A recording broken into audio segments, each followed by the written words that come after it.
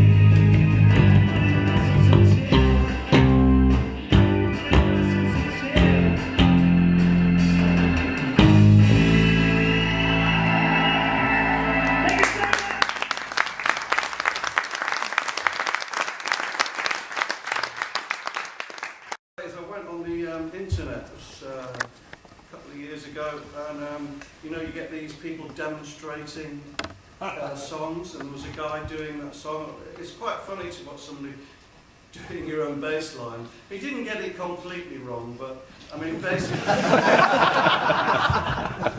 mean, the worst thing was he wasn't doing the sort of little bits that go from one chord to another. He was just sort of all root notes, and then in the chorus he was just playing the chorus, pulling muscles from a shaft.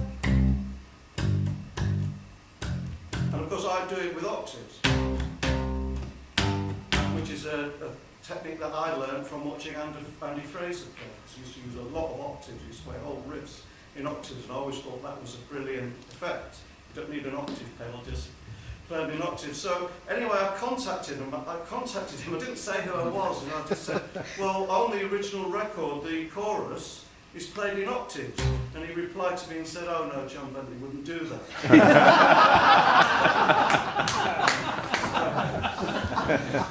You know, things like that are priceless.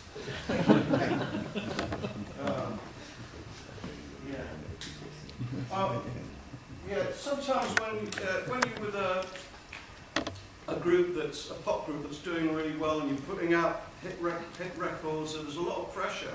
There's a lot of pressure on you a lot of pressure on the writers to come up with, you know, bigger and better hits, and there's a lot of pressure on the musicians sometimes as well. I remember one time we were recording, we recorded East Side Story, and they were going to release Tempted as a single with Paul Carrick singing the lead vocal. And of course, you know, in those days, 45s, you recorded a B-side to go with the A-side, and then you didn't release the B-side on the album, so people had to go out and buy the record. It was quite a clever idea. So we went into the studio to record this track called Yap Yap Yap, which was like basically, it was a rock and roll thing, slightly sort of rockabilly style rock and roll tune.